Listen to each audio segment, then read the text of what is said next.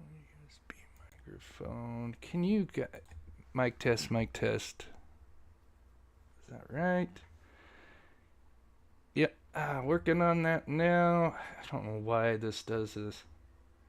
Every once in a while, it just cuts out my mic. All right, give me 1 second. Let me fix the gain on it. Filters, add a filter, gain. There we go. Okay, let me know in the chat. How is that? Let me know if that's not too loud. I don't know why. Sometimes the streaming service I use, which is OBS for those that know streaming, for some reason, once in a great while, it just takes my audio source out, which is so weird. I don't know why.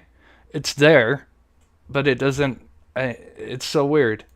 And it's so random. I could go months without it doing it, and it could go a week. And so that's why I always ask you guys if you can hear me in the beginning, because the second I don't do that, I start rambling on, and then the next thing I know, I got a bunch of people telling me, what? I can't hear you. So I apologize. It just happens, especially when you're live. Welcome, everybody. I'm Chris with Monsters Under Our Bed. We cover true crime, mystery to the missing. Today we're going to be going over the Delphi case. It is 60 days away until trial. I feel like we've said that many times before. Hopefully this time, if there is a trial, it happens. Of course, they did a motion, in May, or trial, speedy trial, which ended up not happening because they only gave them, I think 2 weeks or less to do a whole trial, which I don't think, with 5 years, I'm sure there's a lot of evidence to go through. So right now it's literally situated for set for October 14th through November 14th, I believe. So I think it's a full month. So here we are, 60 days away. Before we get going with the latest details, 'cause it's been a while since we covered this case, I just wanted to feature this missing girl here. This is Christine Elliott from Trenton, Georgia. She was just 14, went missing on August 10th, so that's been 4 days ago. She was last seen at night on August 10th on Sand Mountain in Trenton, Georgia. She was reported missing. Oh, it just repeats itself. And her whereabouts are unknown. Christine is a white girl, 5'4", 130 pounds, and I'll blow it up here in just a minute. With dark hair, she has ties to, I'm going to butcher this, Chattanooga Valley, which is in Georgia, and also in Cleveland and Tennessee. It doesn't say it in this one, but I also read a separate one where she had written a note. So this sounds like a kind of a runaway situation here. So hopefully get the, share her information, and hopefully they can find her. But anyway, if you do have any information on her whereabouts, you can call 706-657-3233. Once again, that's Christine Elliott from Trenton, Georgia, pictured here. Beautiful girl, just 14 years old. Sounds like a runaway. Oh, here's the note, actually, right there. Oh, well, they actually have a picture of it. So, hopefully they find her. And let's get moving on. Oh, yeah, yes, this is, yeah, I just realized that, yeah. I was looking at the other one and didn't have the note in it, so. Back on. All right. Anyway, if you're new to the channel, welcome. Please, I appreciate you guys taking the time out of your day. I do want to say, I do miss when this case didn't have a suspect in custody, and everybody was kind of, all together on the theories and everything, and I hate how much it's divided the community. It really sucks. I know there's people that think Richard Allen is not the right person. I totally respect that. If you're new to the channel, I personally think he's, in my opinion, I think he's guilty. I think the evidence is there. I don't believe in the odious thing, to be honest with you. So just keep that in mind and be respectful to other chatters. And if you don't know about this case, I've just got a 2-minute preview. I'll play real quick, and then we'll start going over all the information and stuff. So if you can, hit that like button, and I'll just quickly play a 2-minute recap. In February of 2017, two teenage girls, Abby Williams and Liberty German, had made last-minute plans to go to the Monon High Bridge, which was supposed to be a teenage hangout with a historic trail and a really high old abandoned bridge. The two girls, who were best friends, just had a sleepover the night before and were excited when Libby's sister, Kelsey German, said she would drop them off as long as the two girls found a ride home, which they did. Although it was February, the temperature was nice for that day, and even though it was a Monday, they had school off that day. The two girls, Abby and Libby, would be dropped off just before 2 p.m., where they planned on only staying for a couple of hours. The two teens, Abby and Libby, would begin walking the 501 trail to the Monon High Bridge. As the two would approach the bridge, Libby, who had her iPhone, would take two pictures, one as they passed the first platform, and another which shows Abby looking down as she is crossing the scary, tall, gap-filled railroad tie. The girls didn't know it yet, but they were not alone.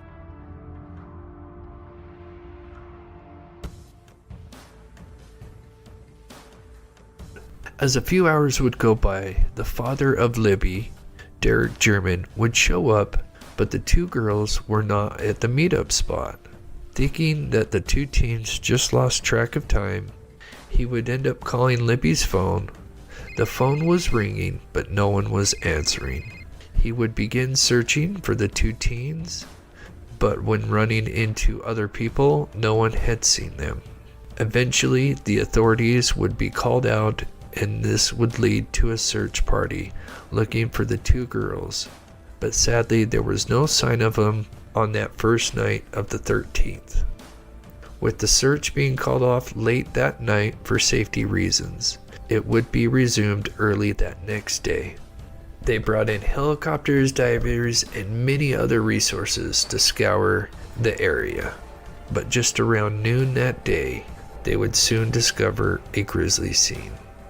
Authorities would discover the two girls across the river, and both had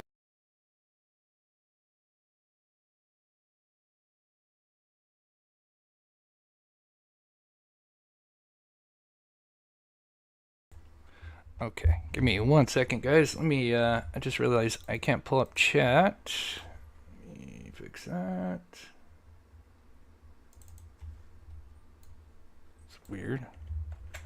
Did enter it. Let's see if this works. That doesn't work. That is weird. Okay. Maybe we'll do something here in a minute. I don't know why I can't pull up chat for right now. That is odd. Wonder if there's something going on with February my streaming service. Of 2017. All right, so yeah, that's just a quick recap. So they would find the girls. Back on February of 2017, two teenage girls. There we go. Trying to get the timeline going here. So sadly, they would find them on February 14th, brutally murdered. And then it would go on for 5 years unsolved, and then until finally they would arrest Richard Allen. Now, there had been plenty of persons of interest along the way. So many, there could be a separate show to talk about. But, you know, they had Ron Logan. We had the Kleins, which were big persons of interest. People were really, I think, still to this day, even with Ron Logan as well. And then all of a sudden, we get this Ron Logan who nobody's ever heard of, was never the person of interest, who's literally, just like Doug Carter said, just hiding in plain sight, working at a CVS. And here we are. Now, he was arrested in, let's see, so it was 2017, 2023, right? Or 2022, excuse me. So yeah, he's been incarcerated for a while now, and was originally slated to have a trial last year, which was what I believe in October, right? I think it was at the end of year. And then that got pushed back, and then and I can't remember when we first learned it, maybe January, February, or was it January? Maybe it was January this year. I know it was towards the end of the year, the first year. So we had one trial set for either December or January, and then that got pushed back, and then they tried to do a speedy trial in May, and then once that, a week before whatever, then of course defense said, we can't do this, and they think they had it slotted for 2 weeks, which I kind of agree. I mean, it's been 5 years, a lot of evidence, and so I definitely feel more comfortable with them having a full, month to present their evidence for both sides. So here I've got, if you're new to the channel, I had like a timeline built out.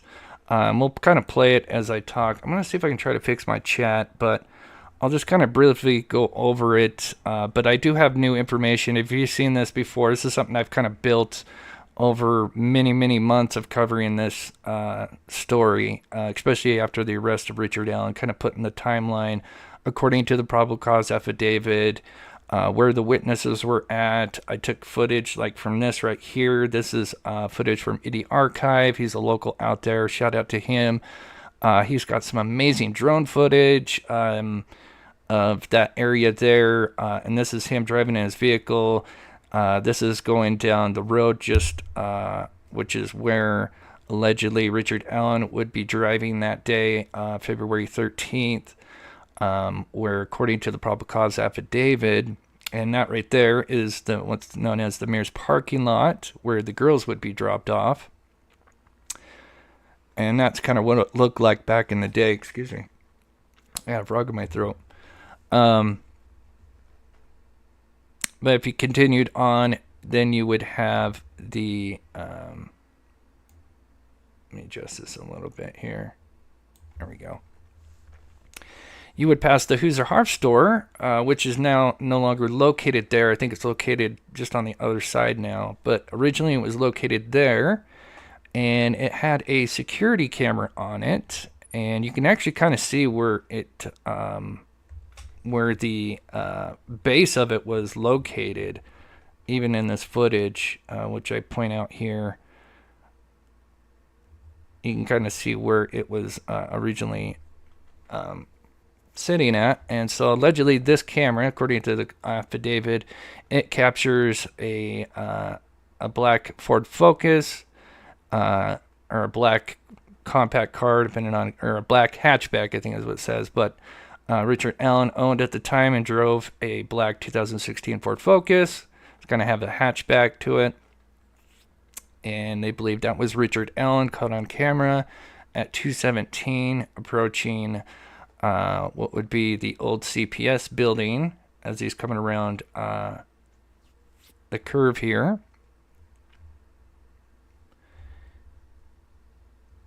And I'm going to get to chat here in just a second, but there's just kind of a point of view. But yeah, we got tons of information to go through, and I kind of put it in chronological order as much as I could with the new information. They had a bunch of hearings recently. I haven't covered on this channel, so some of you probably have heard a lot of this if you've covered followed this case extensively. But there are some little details. It seems like as we get closer to the trial, just like with any case, little tidbits come out more and more. See, I'm trying to read chat here. Let me see if this will pull up. Why is this not? I wonder how I could. I'm going to leave this up for just a second. I apologize for the pause. I'm going to try to see if I can fix chat because I can't pull up chat for some reason. It could just be my streaming services being wonky.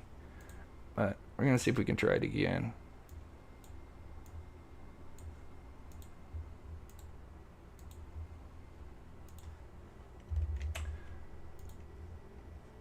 Alright. Logged. Okay, let's see if this will work. It does not. Why?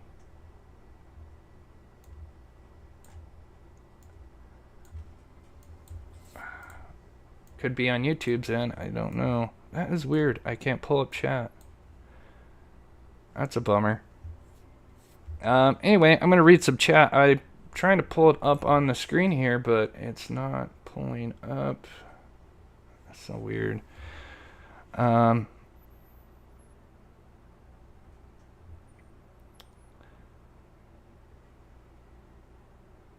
You give no option of innocent.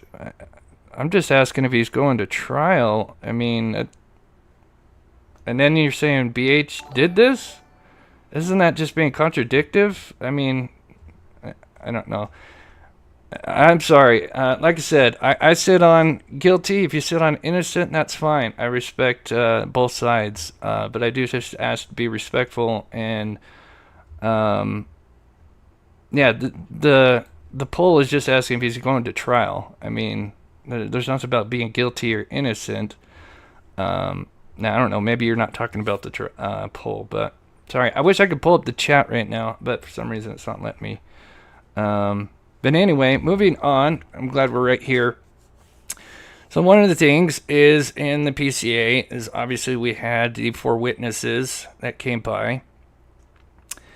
And they were just leaving the trail that day. And according to their statements, which will be interesting if it goes to trial, what they will actually say. All we really have in a nutshell is that they claim that he had his head down, walking with a purpose, and did not respond to them. And then, of course, Richard Allen came forward to Dan Dulin, which we're going to talk about because there's been some new information about that, where he claimed that he parked there at 1:30 and left at 3:30. Parked at the old farm, which is actually, he meant to probably say the old CPS building. He did notice that there was 3 females, and actually I'm just going to move this forward here, but just kind of matching what the witnesses stated to where he stated, even though there's a little bit to go, not much to go off of. It's very interesting. He says he saw 3 females, although there was 4. Easily one, it could be, I believe there was 2 sisters. One could be younger and shorter, and maybe was in the back, or maybe there was 3 of them, and then one was kind of away from them, and maybe he just didn't see the other one. According to them, he had his head down, so he could have easily missed 3.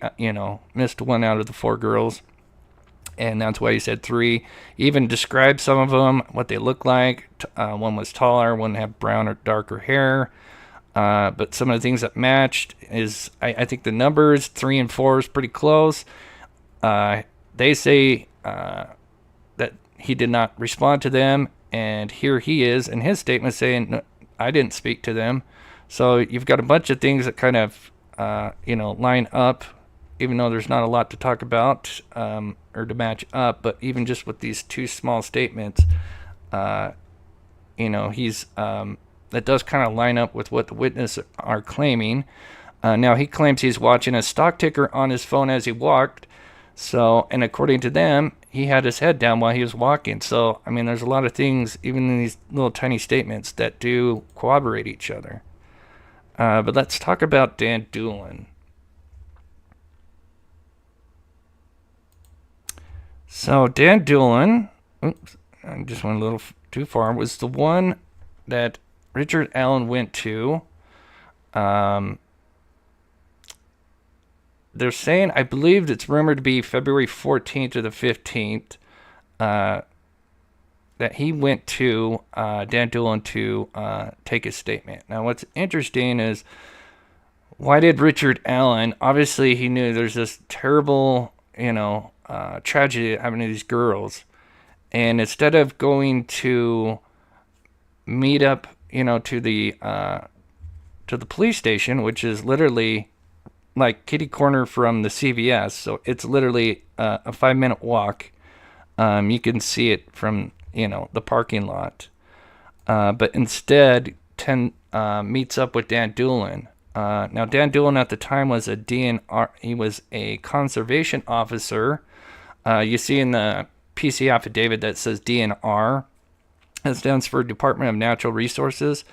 Their job is to protect public lands, preserve natural resources. They enforce state, federal laws. And basically their duties include regulating outdoor recreation, hunting, fishing, snowmobile, off-roading. So in a nutshell, he's not really a detective at that time. So I thought that was interesting. And then there was a something that I heard, and we'll just say allegedly for now. But apparently in the rumor mill is that Richard Allen had some kind of small connection with Dan Dulin, either a friend or of a friend, and that's why he went to Dan Dulin instead of going to the police station. And I wish I could find where I had heard that. Well, I'll just call it rumor for now. Be interesting to find out. Let me know if in the chat if you've heard about that. But apparently it was either like he called up a friend and asked, or they knew each other from like a bar or something. Obviously, it's Delphi. It's a very small town. I'm sure a lot of people know most people know each other if they're local. So I thought that was interesting as well, especially if he did kind of have a connection to Dan Dulin, that he would just kind of go to him, especially knowing if he was a conservation officer at the time and not a detective. And so, and then of course we know, according to reports, that apparently this lead that was given to law enforcement, they had lost it and then found it 5 years later.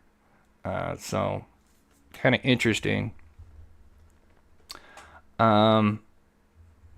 Anyway, so then moving on, we have Betsy Blair, which is going to be a very interesting witness. Obviously, she kind of favors both sides and kind of the defense, because she said she had seen a side profile of a car. She actually sketched one out. She said she saw she said Ford, but it was actually Mercury that makes a comment, 1965, that was actually parked at the CPS building. Now, what's interesting is we have three witnesses that see three different types of cars.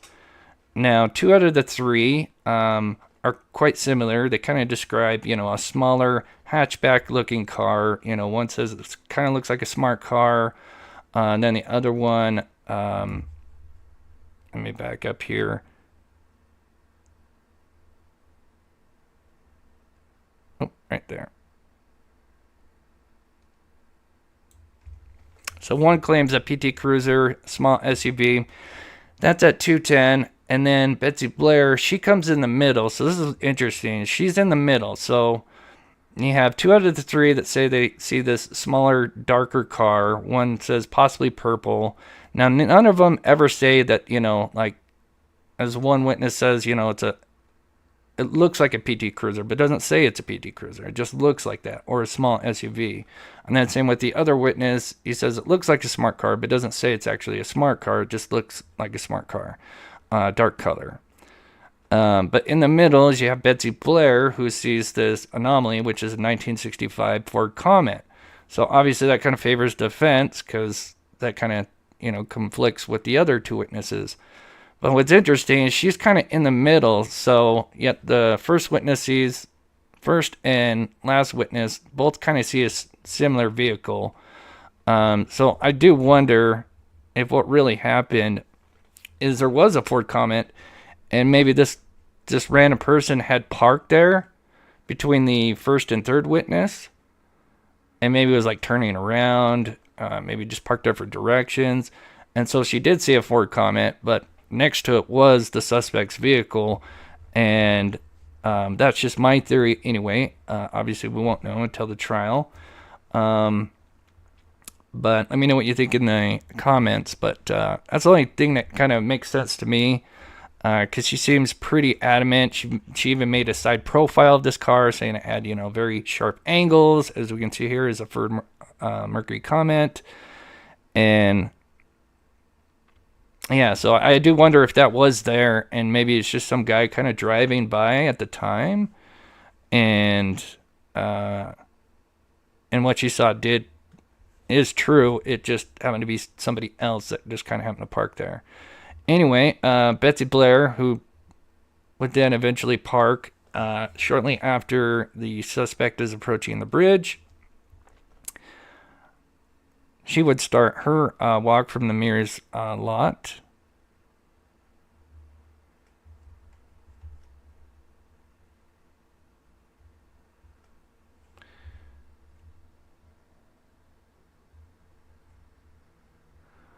And I'm sorry, I wish I could pull up chat because I'd like to get both sides because I see people here on both sides, and I totally respect both sides in here.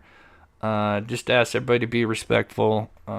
Again, I do miss the days when there wasn't a suspect and everybody was like all together and it's not divided like it is now. I do miss it. Nevada says Betsy Blair is consistent in her inconsistencies. I do wonder. Again, I feel like this lady, of course, I don't know her. It feels like she knows this area and somebody that goes there often. It kind of reflects that in her witness statement where she kind of says, well, it's not usual for somebody to park where she saw that comment at. And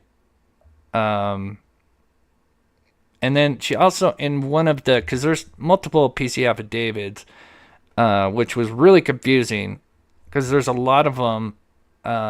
It was when the huge document dump came out, and along with the confessions, and it would have the same PC affidavit that we originally saw, but there would be some of them would have like extra information in it, like just little tidbits.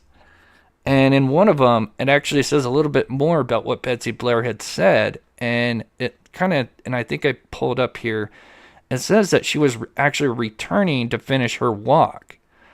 And so the way it was phrased is it sounded like she was there originally before, and then maybe had to go somewhere and then came back.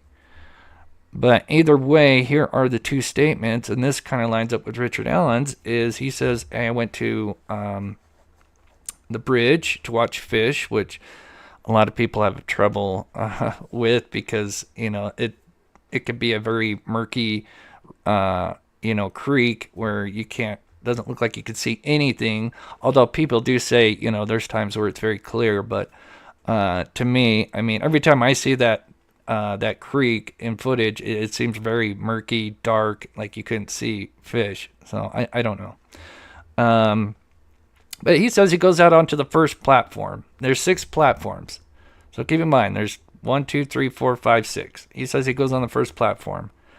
Betsy Blair comes out there. She says that she sees a guy on the first platform. So here again, we got 2 Richard Allen, in these short little statements that he told Dan Dulin, but along with the witness statement that do line up with each other.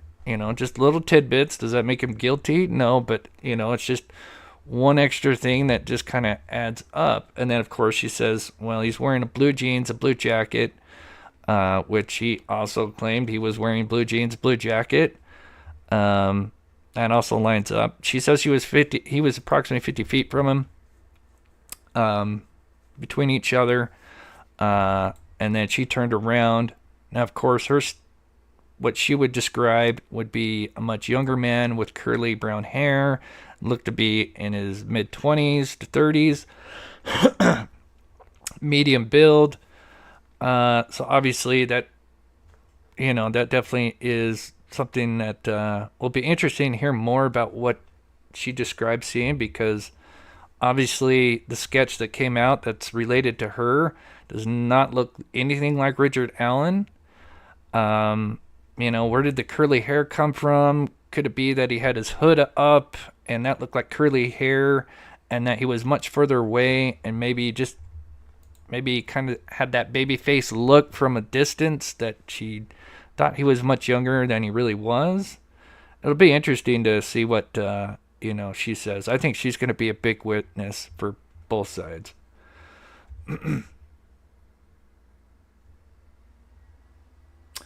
Does returning to the trail to finish her walk just mean turning around from the bridge and walking back to her car? Turn around from the bridge. Yeah, so it's interesting to see if there's, yeah, because that's what she mentioned, returning to the trail to finish her walk. That's what's mentioned. Thank you, Sister. I wish I could pull it up on thing. I don't know. It might be on YouTube side. Yeah, but that's exactly what she said in her in one of the statements. I don't know. To me that sounds like if you're returning to the trail to finish your walk, you're coming back. But again, it could just mean, yeah, she's could mean a bunch of different things. But some new information. Gail says she took her dog home and came back. Oh, now I don't know if that's fact, Gail, and I love you, Gail. And thank you for the gifted. I'm sorry I can't pull it up. It's one of those things where it could be Streamlabs and or YouTube. So I do thank you, Gail, for gifting the Mob Crew membership. Sorry, where are you at? Gosh, where are you at? I'm looking for your statement here, and I just lost it. That's interesting. Again, I can only say that's rumor until we actually see that, but that would make sense if she was walking her dog and had to go, go home and then bring it and then come back.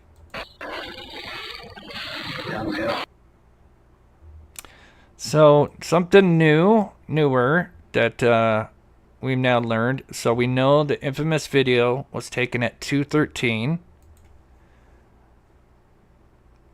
Of course, Betsy Blair has left, and sadly, the suspect has now controlling the two girls with a gun. The video was taken at 2:13. It's allegedly 43 seconds long. We've only heard very few bits of it. Apparently, there's more talking in it, mostly from the girls, but there could be maybe more talking from the killer. We'll eventually one day find out. But this is what's interesting. So I had it at 2:20 is when I think they crossed over the river. And where this guy is standing, it may be kind of hard to see, is where the crime scene was at. But this is one of the kind of newer information. Maybe just some.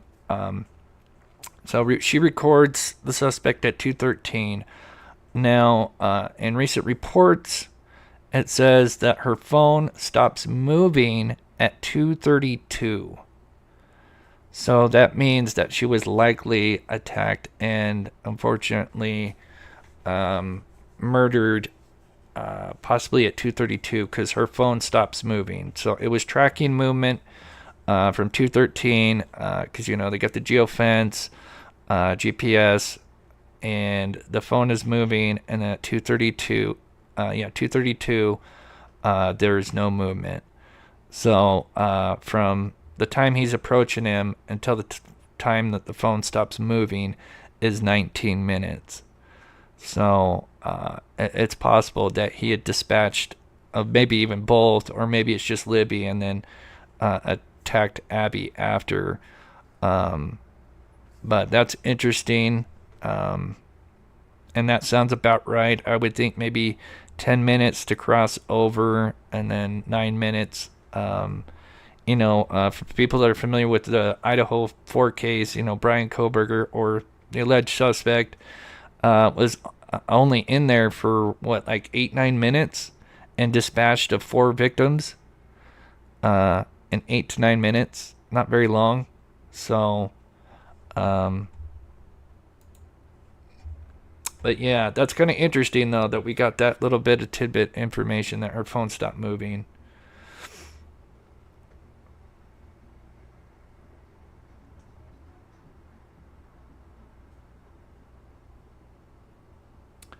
Dom says, now see up above you. Probably can see fish, though, Chris. See above.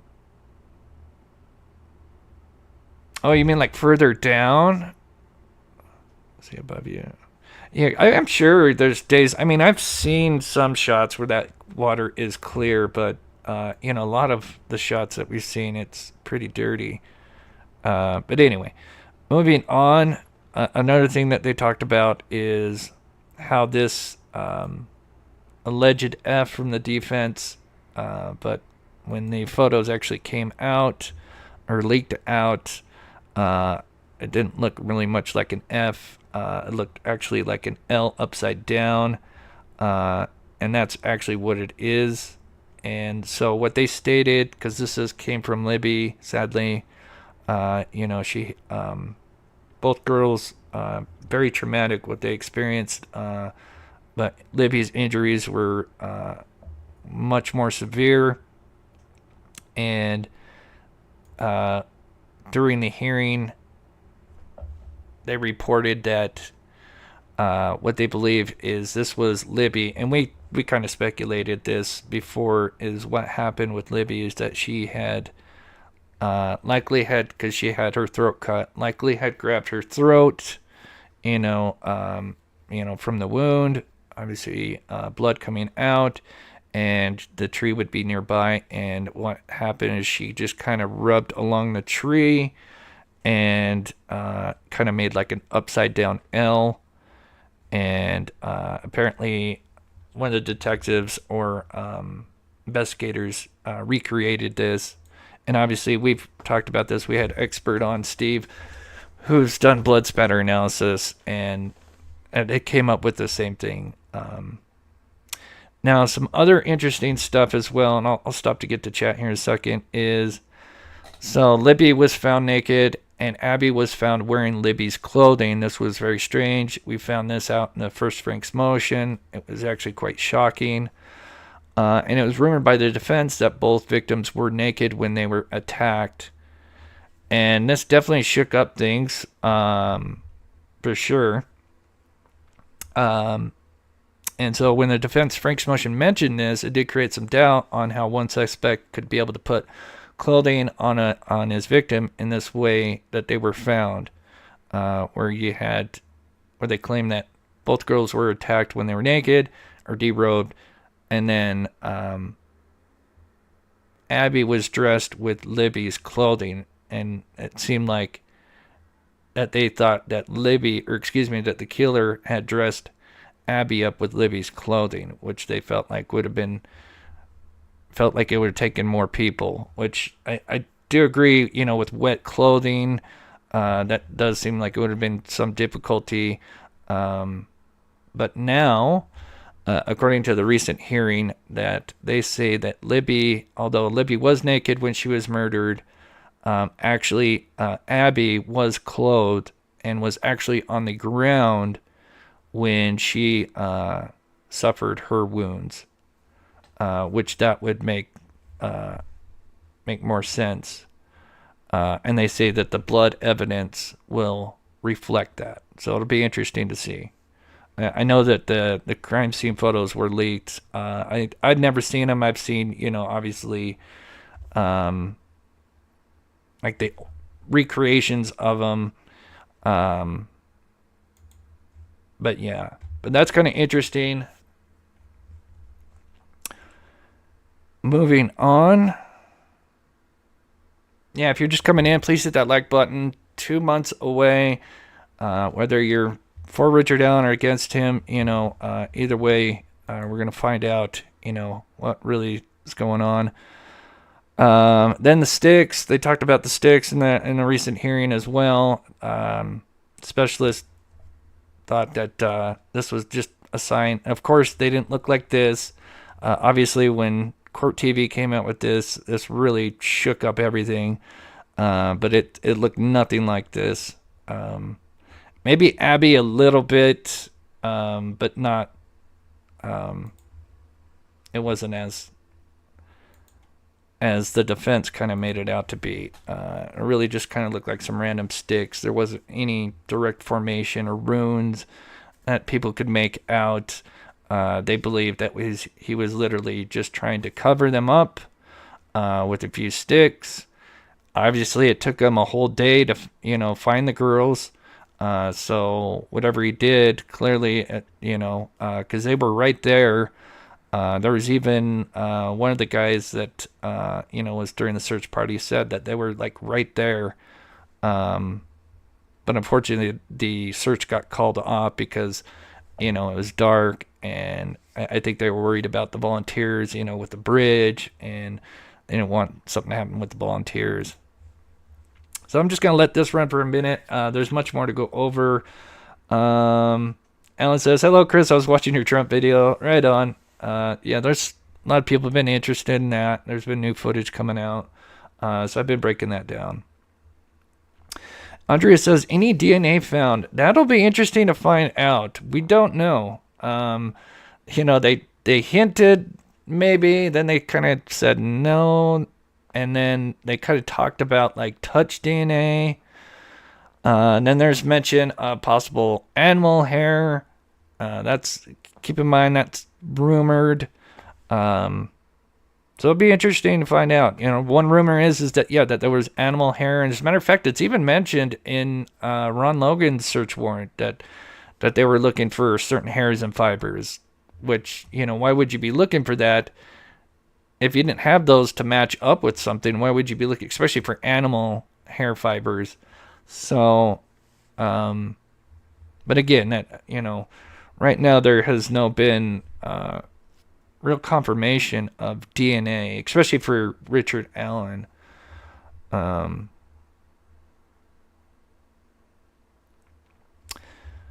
Then we would have the alleged suspect leaving at 3:50, and then we have Sarah, who would be driving by and witness a guy muddy and bloody at 3:57.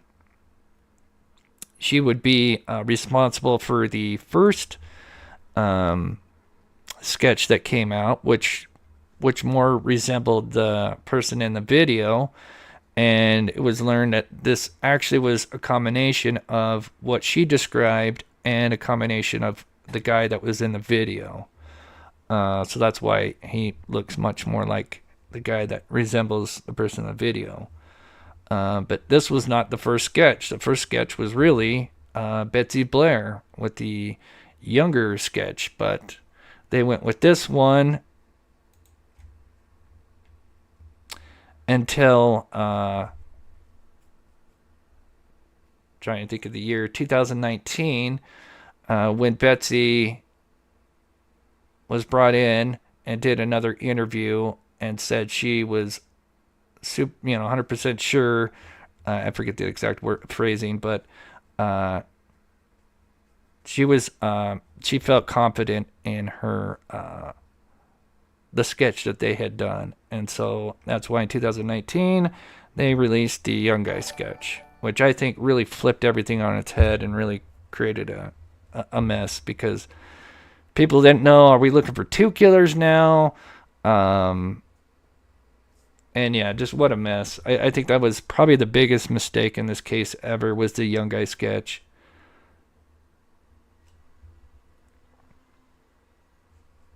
And there he is. There's the young guy sketch. I'm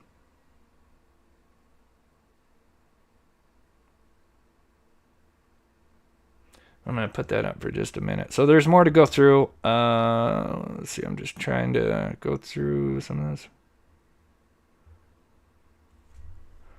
See-through says, where does Abby's gray zip-up go to? I don't know, because I didn't see the photos, and I'm not sure what she's wearing. Yeah, so I don't know. So some of the newer information, of course, we've heard about the confessions, but in that hearing, we heard that there was way more than. I mean, it was rumored that there was a lot, but. Detective Harshman, sorry, it's been a while since I've covered this case, so it's been a minute. Detective Harshman was tasked with going through all the video and phone calls that he called while Richard Allen was incarcerated, and all the phone calls to his wife, his mother, and he said he went through hundreds of hours of video and phone calls, and of course, he says that there's over 60 confessions. And according to this, and we'll listen to a little bit, I got some video here in a minute, but Allen starts apparently after he was arrested, starts reading the Bible in March of 22, and apparently finds Jesus. And then Alan told wife, if it becomes too much, I will tell. This was another big one, is that he apparently told his wife, if it becomes too much, I will tell investigators everything. Which, that's a pretty bold statement. This one is something we're going to talk about because I have a little experience with box cutters. So Alan, now keep in mind, told an inmate, so this isn't the wife or the mother, because at the time he started just confessing to anybody that would listen to him. And that a box cutter was used in the murders. So that's pretty huge, especially if that's true. But I do have some concerns about that because I've used a box cutter. And anyway, we'll talk about that here in a minute. Holman also claims that Alan made, and this one's a big one. I think that's supposed to be March 23rd. Yeah, I think that's... I might have that date wrong. 17. Yeah, I think that's supposed to be March 2023. But after his arrest, or just before his arrest, I think, October 26th, Alan made incriminating statements. This one's huge because apparently the defense wanted to throw this interrogation out. This is the one where they claim that Alan, is in this tiny room with this big giant man. And that sounds like just any other interview where people are in small rooms with no windows. A lot of them look the same. But anyway, they definitely want this particular interrogation thrown out.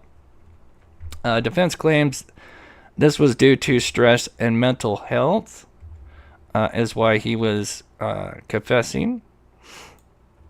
Of course, they do also blame, the guards, which we'll talk a little bit about. But I do want to talk about the box cutter because I do think this is kind of interesting. Pam Jam says, which sketch is which? As far as relating to the witnesses? Or... Not sure what you mean, Pam Jan. Let me know, and I'll see if I can read. If we get time, I'll go back to the sketches. But in this confession, keep in mind, this is the one he told an inmate that he disposed of the girls with a box cutter and then got rid of the weapon at the CVS where he worked, which is very interesting all the way around. Now, one thing is... I worked at a grocery retail store for 7 years. I am very familiar with box cutters. That was like my tool to use. Now they come in different shapes and sizes. This one here is the one that I was familiar with working. I love these ones because they're just tiny, very portable. Unlike these bulky ones where to change the blade you got to usually unscrew them, with the flat head. Or if you have a dime or whatever. I hated these ones. We had these ones when I worked. Now they've changed a lot. They've made them much safer, or tried to anyway. And now they even have the plastic ones. But this is what I used. And so the two razor blades that would likely be used, and they'd probably use this one. So it'd probably be this blade here, which is kind of kind of a triangle shaped. Where you got the square one that I was kind of used to. But you would have a little bit more blade exposed on these ones for sure compared to the ones that I used. You barely had any blade, which I did like, and I did cut myself many times using them, but I'd usually put them in my mouth because I'm always constantly using it, and I did have like a skirt that we wore because I worked in the dairy department. But and I had a pouch, but because I was always just opening up boxes, stocking shelves, I would literally just keep it in my mouth, use it, bite, and just rinse and repeat. So I love those tiny ones. Anyway, Monica says, so much info I missed. There's been a lot that's came out, for sure. So one thing I want to go over before we talk more about this box cutter. Something that still the mainstream media gets wrong is Richard Allen was not a pharmacy technician.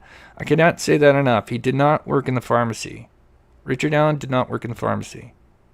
He was a shift supervisor, or a shift lead supervisor, I think is the full term. Was not a pharmacy technician. Did not work in the pharmacy. They keep saying that in the mainstream news, and it drives me nuts. And we've had somebody, one of my mods, actually worked at CVS as a pharmacist. The reason why this comes up is because of his position. I think he's working with the cash registers. He's got to, cash them out. So that requires him to have to go into the pharmacy area. Now, to be able to do that, you have to get what's called a pharmacy tech license. And what's interesting, and I think that's kind of annoying too, is they only last for 2 years. So every 2 years, you have to get a new pharmacy tech license. So that's why, like, when people research them, they'll see, like, oh, this pharmacy tech license, it's got it, like, every 2 years. I think he had one in 2018. I think it was even years that he was getting them. But yeah, so people see that and they run with it and think he was a pharmacy tech and that, but no, he was kind of hiding in the back. And so you probably wouldn't see him much, because he, at least with the women that had worked with him at the other stores, said that he was kind of working nights. You usually work like a 2 to 11. And you were, usually when you're a shift lead supervisor, you would also you had to work weekends usually. So that meant usually you would have 2 days off during the week. So remember, the girls were tragically murdered on a Monday. So it would make sense that, you had like a Monday, Tuesday, Monday, Wednesday, Monday, Thursday off, something like that. But they're typically required to work Friday, Saturday, and Sunday, which is kind of like their busier times. Also, keep in mind that he helped with the photos for the family. As far as I recall, pharmacists do not help printing out photos for customers. Their sole job is back in that pharmacy. That is their area. They don't come out of that area, because obviously they're working with pills. They've got a lot of responsibility. So anyway, I'm sorry to go on a rant there, but it drives me nuts because, yeah. Jackie says, yeah, my friend is a pharmacy tech, and she's always in classes. It's a good job, though.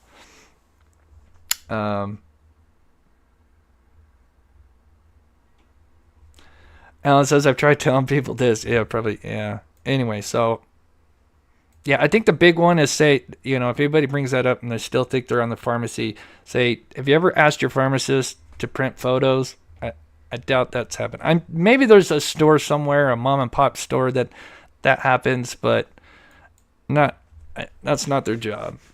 So the question would be is, would a box cutter be able to cause severe injury like this? Because of the blade, it's not very big. It's sharp. Obviously, it's a razor blade you're working with. Again, I've handled razor blades. Now, I've never used it against, to attack somebody. But, razor blades are pretty flimsy. If you had any resistance kind of going away from the blade, they would probably snap off. Like, I've broken so many blades. If I'm kind of like cutting and I, kind of bend it a little bit. So I still think you could cause mass harm in some ways, if the victim wasn't really putting up a fight. But to be able to cut through like artery, bone, I don't think that would happen. So, not to get too much detail with Libby, we know sadly, she was nearly decapitated. I don't think a box cutter would be able to do that. So I do wonder, there could be a couple theories on that. Sorry, I'm looking at chat. So I definitely think that the blade that was used was something more like this, like a K-bar knife with a serrated edge, which would definitely result in injuries that Libby had. But this is the thing. So since I worked at that retail store for 7 years, and we always had box cutters, especially those ones. I mean, they just have a cardboard box full of them. I'd take like 10, and then put them in my work area, and then, but I'd always bring them home. So this is what I'm trying to get to is working there. I always brought them home. Not intentionally, it's just that, the ones that, especially ones I worked with, even these ones, they're still not that big. But I would bring them home. And so I would end up piling a bunch of them, at home. And so I do wonder, is it possible that at some point, maybe he had the Bowie knife or whatever, but also did have the box cutter and did end up using it at some point. It's definitely possible, but I don't know if it could cause the injuries that Libby had.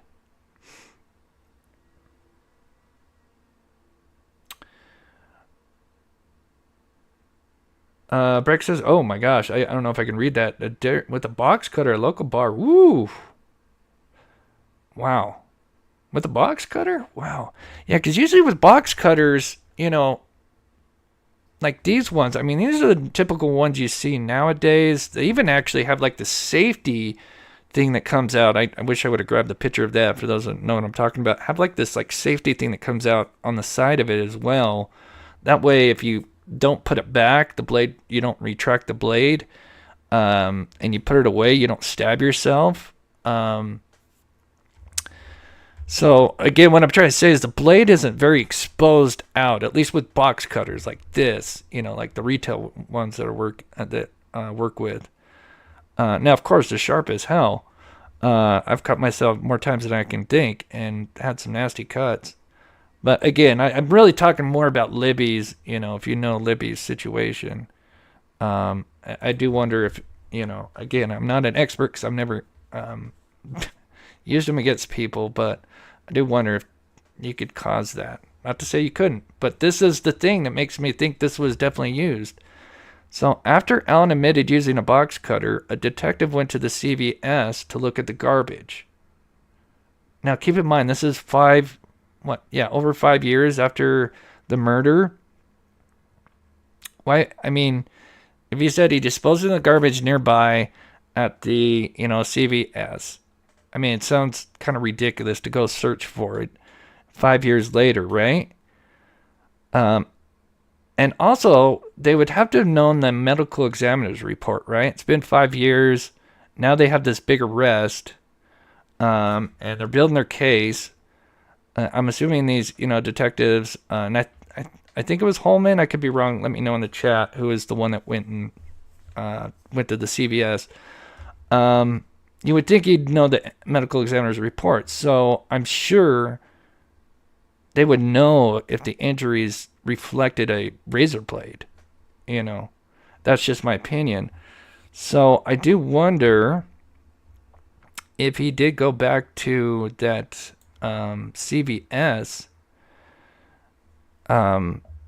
Was he going there to obtain? He wanted to see the box cutters that they used at the CVS, and if that did reflect the medical examiner's report in some of the injuries or all the injuries, that he wanted to get maybe a replica of the box cutters that they use at that particular CVS. That way they could use that as evidence to show the jury, like, hey, this is what they used at the CVS, and this is what reflects these wounds on the victim. Because, I mean, why would you go try to dig something up, spend 5 years? That doesn't make sense.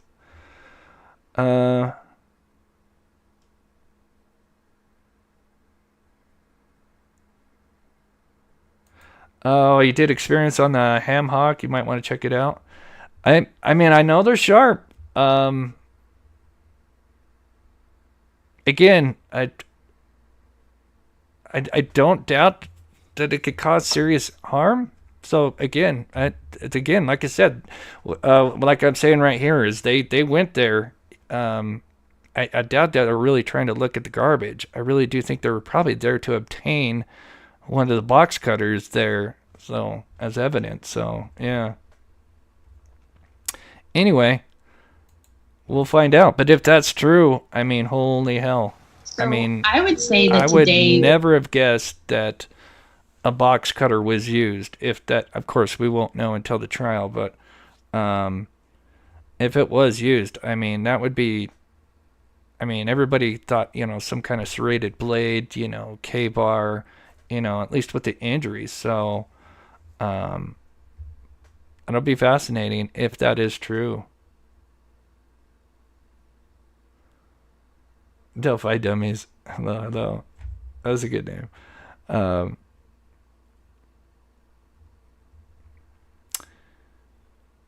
anyone at CVS would carry a box cutter. Yeah, I mean, I think most people, except for the pharmacist. I don't know. Maybe the pharmacists do too. But yeah, I mean, yeah, if you work in retail, you're likely are going to be using a box cutter because you're opening up boxes. If you get packages from Amazon, it's just like that. And Richard Allen's job would have been obviously stocking shelves and maybe helping out with the register. I know a lot of them now are moved to usually when I go to my CVS, they don't even have, there is somebody there, but they rarely at the cash register because they have the self checkout. So they're usually just kind of, stocking things. And yeah, I was never a big fan of those because I feel like they're just taking jobs from people. Anyway, moving on.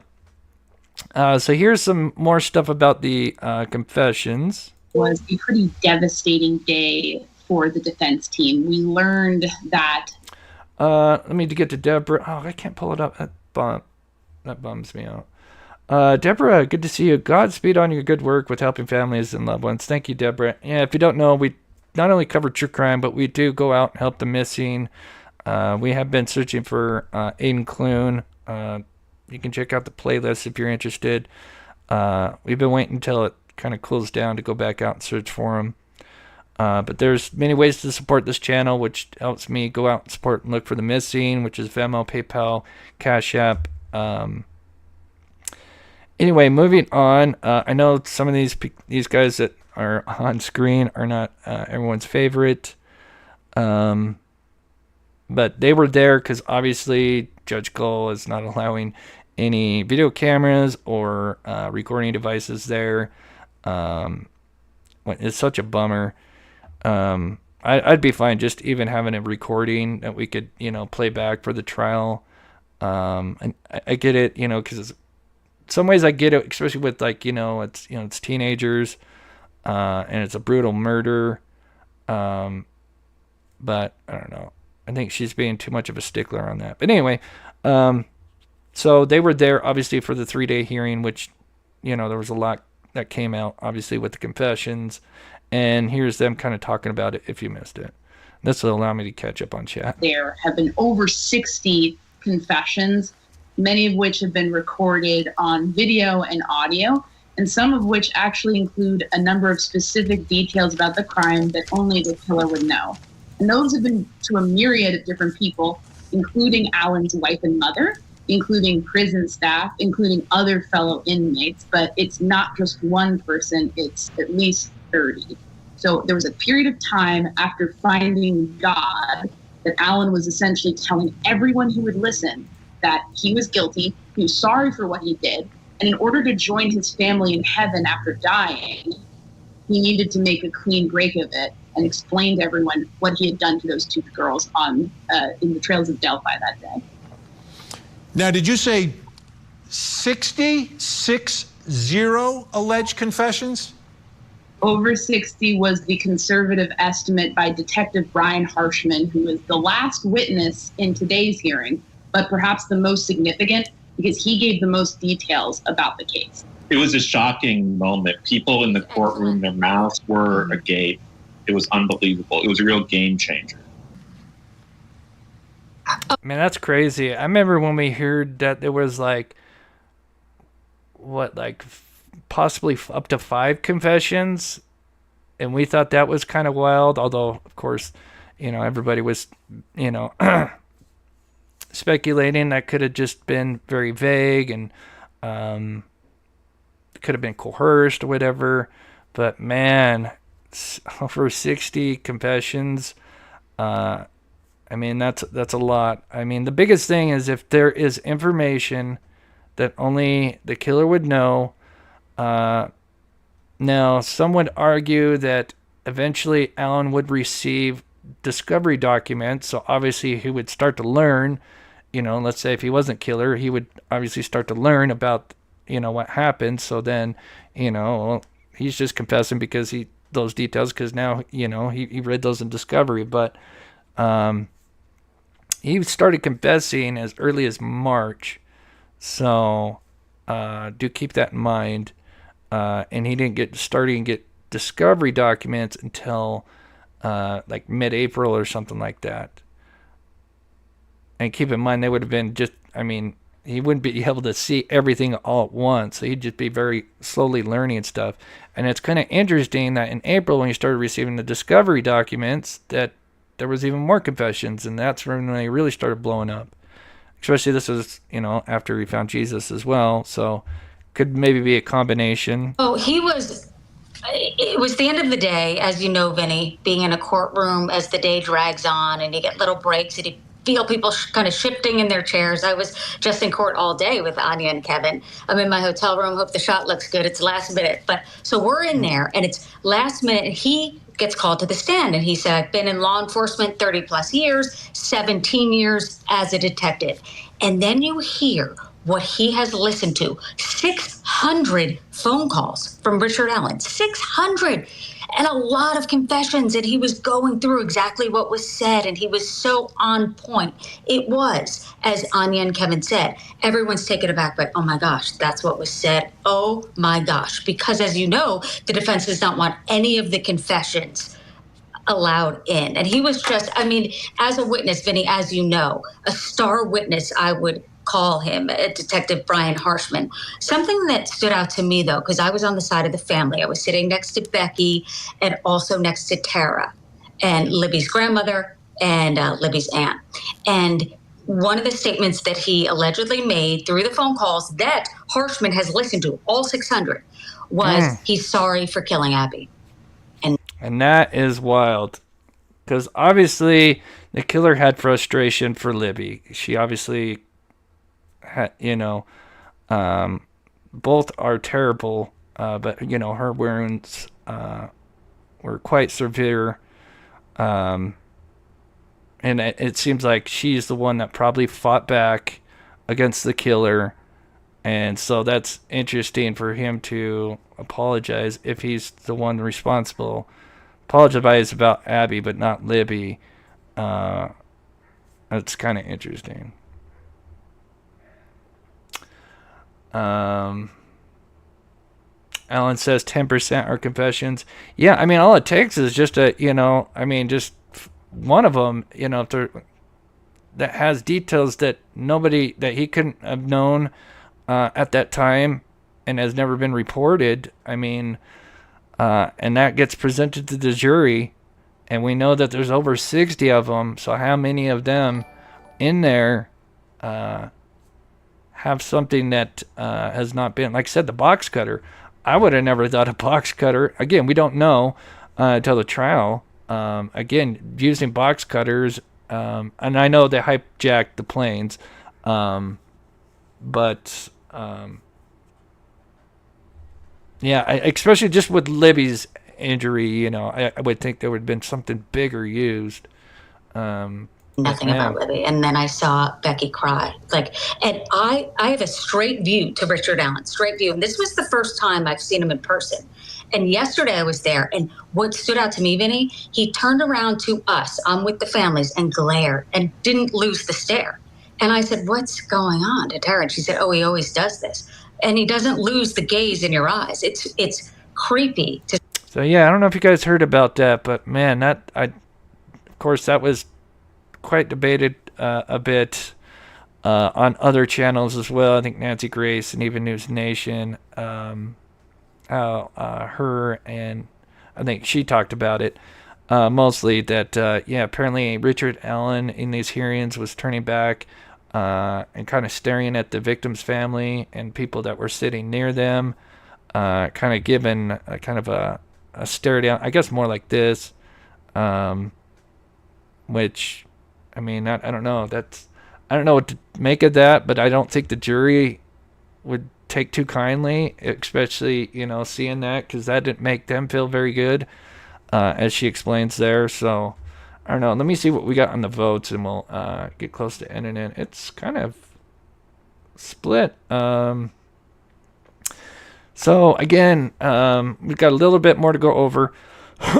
Again, I appreciate everybody taking the time. I wish I could pull up chat. I'm still reading your chat. Just keep in mind, for some reason, I can't pull it up right now. I think it's just my StreamYards, and probably have to reset it after the show. But do you have a poll going on? We almost have 300 votes. It's 60 days from today till the trial, which is wild. Here we are again. It seems like I've done this 3 times now. And but I do think whatever's going to happen will happen this year. We're almost at 300. But it looks about like the same. So do you think it'll go to trial? So majority think yes, there will be a trial. 32% not sure. And then 23% think there might be a plea. So we'll see. Melissa Wildcard, a member for 11 months. Keep up the great work, love. Thank you so much, Melissa. I apologize I can't pull up more.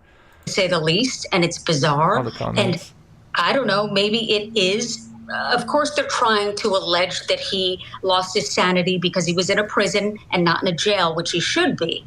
But there's so much at stake here, as you mentioned, and the judge has a lot of decisions to make. But the confessions, I mean, think about how many. And the jailhouse calls. And as you know, Vinny, they tell you this is being recorded. They even tell Richard Allen's wife, this is being recorded. So it's not hidden. They know what they're saying is being recorded. Yes. He said that Richard Allen's mother said, "Oh, they must be messing with your mind." So if you hadn't heard these, when he was first telling his wife and mother, his mother was responding that, "Oh, they're messing with your mind," and then the wife was saying, "Stop talking. I'm going to call your lawyer." And Kathy Allen said, "Stop talking. Stop talking. I'm going to call Brad." And then she abruptly hung up and then presumably called Brad Rosie, who's one of Richard Allen's defense attorneys. Now, something else. So also says, so Libby was the target? I don't think we know if she was the target. Does it have something to do with her, the dad? I won't get into the family because, again, it's the victim's family. I know the dad has a little bit of a rocky history, but that doesn't mean he's guilty of anything. But I take it as Libby was the one, because she's bigger, and obviously she was the brave one. They're both brave. Obviously, they stood by each other's side to the very end. But Libby is the one that, was brilliant to pull out her phone and record the killer. And then, obviously being bigger, she was, tried to put up this fight. Especially, let's just say, if this was Richard Allen, they're about the same height. I think Libby was around 5'4" that time, somewhere close. So, compared to Abby, a little bit more smaller. So I think Libby, fought like hell, and I think that pissed off the killer, and he took out his frustration. Now, there's also other things. Richard Allen had a daughter. Who was much older than the girls at the time, so they didn't know each other that we know of. And it's interesting, for those that know this case, his daughter, there's a picture of his daughter on the bridge or near the bridge, I think, and she kind of looks like Libby's, body type. She kind of looks like Libby, so it's, there could be a lot more to it. If it's Richard Allen. The defense has filed some papers on all of this, and they're making the allegation that Richard Allen confessed to molesting the 2 young girls and also shooting them in the back. Were they shot in the back? They were not. No. So that's, and sorry if I'm answering, if you wanted Anya and Kevin too, but the defense is saying, look, Rosie stood up and said, look, there's some allegations here that weren't true, meaning shot in the back. So what the defense is trying to establish is, look, because he was in this prison and because he was treated so poorly and because this weighed on his mental state, that he was just saying anything and everything, meaning they weren't molested, meaning they weren't shot in the back. So how can you take some things to be true and other things not to be true? So the theory, I'm just going to say the theory is right now, is that originally he supposedly found Jesus, and then started making the confessions because he didn't want to go to hell. And so, yeah, then started confessing, and eventually even told his wife that if it was too much, he would tell investigators everything. And then it's believed that they, the attorneys came in and told him, you know what, you got to start acting crazy. Again, this is just theory. This is allegedly. I'm not saying this is true. But the theory is that the defense came in and said, maybe start acting a little crazy, or maybe hinted at it, whatever, and then start confessing about details that are not accurate, which would be the gunshot to the back. They also claim that was also told to an inmate, or an inmate had reported that, and that could have been something where he misheard something, and it's what they call a game of telephone, where you tell one person, that person tells another person, and as each person gets told, the story kind of evolves, and it's not really what originally was said from the first person to so it could be something like that. But then they even have a doctor that's supposed to be on the defense side that even had stated it seemed like some of the symptoms he had, he could have been making up. Now, of course, the prosecution and guards thought that a lot of the times they believed that he was making this up. We'll find out. Go ahead, Anya. I know you wanted to jump in on this. So is the allegation that he's making 60 confessions that aren't consistent with one another, saying different things at different times about what happened? That was brought up, and what I thought was super interesting was Detective Harshman mentioned that he believed that may have come from an interview with an inmate. Good to see you, buddy. So basically, there may be a game of telephone going on where inmates are hearing him confess and then relaying that back incorrectly. But as far as actual recorded statements, we didn't hear anything about inaccuracies from what he's actually recorded saying. Rosie is going. He said to this detective who's been in law enforcement 30 plus years, so you had a plan. This was the plan, to get all these recorded phone calls, alluding to the fact that all law enforcement wanted to get together and say, this is the guy, this is who we think it is. Let's drive him crazy by keeping the crazy, quote unquote, by keeping the lights on in his cell and giving him mental, because they did mention that he didn't feel physically abused. He was asked that. He felt mentally abused. So that's interesting as well. Not physically abused, but mentally abused. And it made it sound like that they were, torturing him, beating him up, when just out of view of the cameras. But keep in mind, there's cameras everywhere, and that there's these odious guards that, are walking around and, threatening him. And keep in mind, everything is being recorded. So all that stuff, if they have any legs to stand on, is going to be brought to the light. Miranda Lee, good to see you. Member for 17 months. Thanks, Chris. Much love to you, Miranda. Hope you're doing well. Just a little bit more than just about hit hour and a half mark. But I do want to mention Tony Klein and Kagan Klein at the end here. I could see where the defense is going, saying they wore him down mentally, that he did make these false confessions. But they did try to... In order to do that, they're going to have to convince the judge that there is a connection between the odious and these murders. And they are going to present whatever evidence they have to that effect tomorrow. So that would be their chance to try to undo what happened this evening, which would be a pretty high hurdle to clear. And frankly, I'm not sure it's possible. And Anya, am I correct that... And from what I understand, for people that have messaged me, and I've gotten some emails, and there's even videos you can look up on this whole like Odin thing, these patches are kind of like people that are in like the military, people, security guards, and this is just kind of like just a thing like it's not they're not actually like Odinist or like what they're claiming. This is just something because they're in such like I said, people that work in military or the kind of life's on the line, and this is just something that they kind of believe in, and it has nothing to do with how the defense is twisting it. Anyway, trying to fit all this in here. One last bit, and then we'll and go one over thing that stuck with me that one they last asked thing. of him was essentially, were you ever able to connect Brad Holder directly with the crime? And his answer was an emphatic no. So you had people on that investigation who are admitting.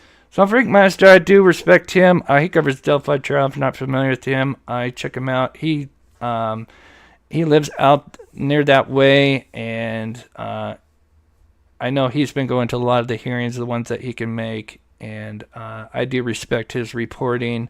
So it's good to see you in the chat, Frank. And sorry, I'm just reading chat here. I wish I could pull it up again. I'll have it fixed my next live. But one last thing, if you haven't heard about Tony and Kagan Klein, and I don't know where my little thing went. Pulling up here. There we go. Now this is just a quick little recap, and I know there's some people that still have a theory that there's got to be connection with Kagan Klein. That's always been one that I still think a lot of people believe that there's a connection between, at the very least, Kagan Klein or the Anthony Schatz account and Delphi. But right now, what they're saying, really what happened, as we know, just before the arrest of Richard Allen, law enforcement was searching the Wabash River in connection with Kagan Klein. Now, this got everybody wondering, oh, it's just, what are they searching for? There's rumor that there was a knife and a phone found, but they had never admitted it was connected to Delphi. And then we had this Murder Sheet podcast where just out of the blue they mentioned, oh yeah, well, Kagan Klein was sitting in a red Jeep while his father went and committed the murders and then came back. And then they go on talking about something else. And it's like, it was so random. It was the weirdest show or podcast I'd ever heard. And I remember reporting on that and people were unhappy. And I'm just repeating what they said. Anyway, in a nutshell, and I'm sure people that know this case much better than I do could describe it further, but of course we've been going on, and I'll get to chat for just a minute. But according to many reports, after being in jail for some time, Kagan Klein was well aware that the public believed that he and his dad, or his dad, I should say, was connected to the murder somehow, because he had the Anthony Schatz, who's talked to Libby before the double homicide. And, there's just so many. I mean, if there is nothing to do with Kagan and Delphi, they're going to have to put his picture in the word coincidence because there's just so many. There just had to be a connection. But apparently, the story is, if you haven't heard this, is after a falling out with his father, Tony Klein, who had been paying his commissary, his books up to that point, stopped paying for him.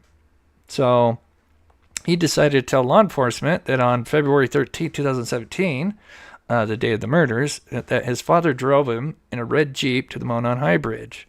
While there, Kagan was waiting in the red Jeep while his father left for some time, returned, made some kind of weird statement. I forget, had a great time or something. I forget I'm sure somebody can mention it in chat, what he said. And then as they were headed back, that Tony threw the murder weapon, the knife, in the river, and Kagan threw his phone in the Wabash. And so this was him trying to get back at his dad. That is kind of the story on that. But I know still there's some people that still believe that, we have this Wabash search in August, September, and then we have the arrest of Richard Allen weeks, right after. And, according to prosecution, it was just because they were going through old tips and they discovered Dan Dulin's, old original statement. And of course, whoever typed it in put Richard Allen Whiteman or Richard Matthew Whiteman or something like that. They kind of put his name and his the street name part of the address and as his last name. So there was kind of mistakes. But anyway, that's that story. If you never heard that, that is something I wanted to do a video on. But that is what they're claiming. But I know a lot of people still think there's a connection between at least Anthony's shots, because that is so weird that, you have somebody reaching out to Libby and her friends just before and the day of, and then something happens to him.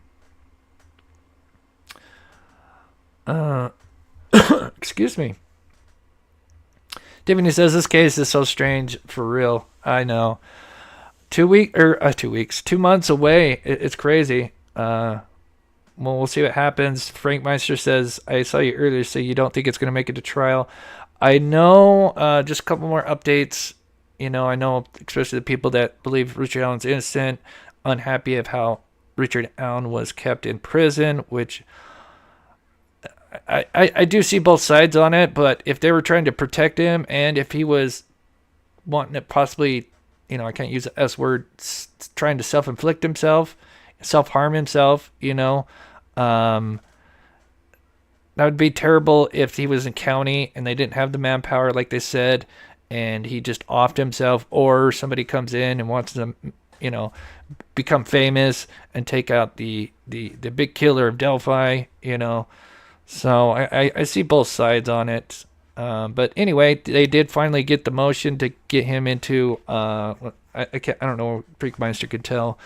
I didn't get a chance. There's so much. But they did get that motion granted to get him out of prison and then locked up into county until the trial and up to the trial and through the trial, I should say. So I guess that was a big win. But then they denied the fourth Frank's motion. I really hope we don't see a fifth, because I can only remember 2, maybe 3 out of the 4. The first one was pretty wild, of course, but then they just kind of, I don't know. I get it. The defense is going to do, that's what they're hired to do. I don't blame them for what they've done. They've got to, stick up for the client however they can. Let's see.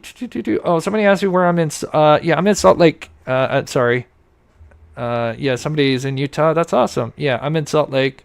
Love Salt Lake. Music King, great stream. Keep up the great works. Thanks so much. I wish I could pull up your stuff. Usually, I can pull up your chat, and but I apologize. I'll have it fixed next live show.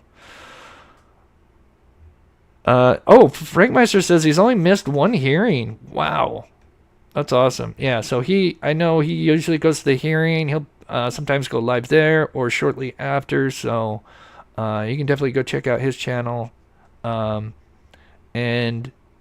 I know he's kind of more into believing Richard Allen is guilty, but he is still very open on both sides. I love his take because, I still don't think there's much biased. He reporting is very well.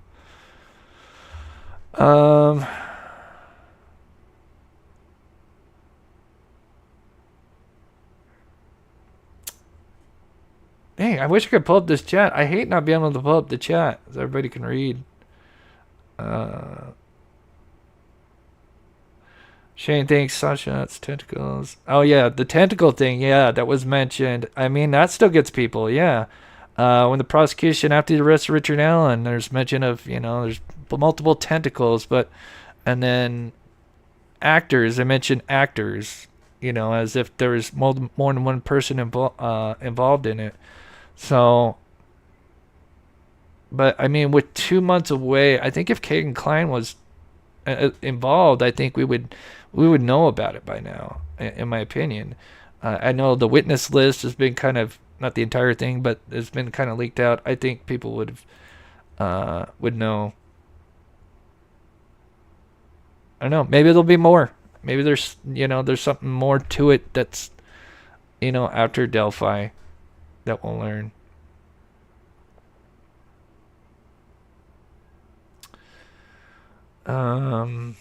Anyway, I think we're going to finish it up there. So just a couple more things before we go. I do appreciate everybody coming in here, and I apologize. I know I said this multiple times. I'm just having issues with my StreamYard right now, or Streamlabs. But I have a second channel. I do paranormal. It's just once a week. Usually comes out Thursday or Friday. Members and Patreons, the video comes out a day early. So if you're into that, I do have a second channel. If you want to go subscribe to that, it's a lot of fun making those paranormal videos, and so we'll have a new one coming out probably Friday morning. And with that, then we'll be back live Friday. So we may cover Sarah Boone case because she's going to start, I think, September 29th. So her case will go, and then we have Richard Allen's case or trial in October 14th, if it happens. In the poll here, but 45% of you do think it's going to go to trial, kind of split on plea deal. I think if a plea deal happens, maybe it'll happen within this month. I think if it goes past this month, then I think it will go to trial, but we'll see. Gail Hurd coming in with another gifted Mob Crew membership. Thank you so much, Gail. You're so sweet. Mustang, good to see you. So many in here. I wish I could shout everybody out. Again, please hit that like button. I love you guys. Please be safe. Take care of yourselves. And we will be back on Friday, same time, 7 p.m. Eastern time. So thank you to my wonderful mods for your amazing hard work. Thanks for chat being very respectable. I do appreciate that.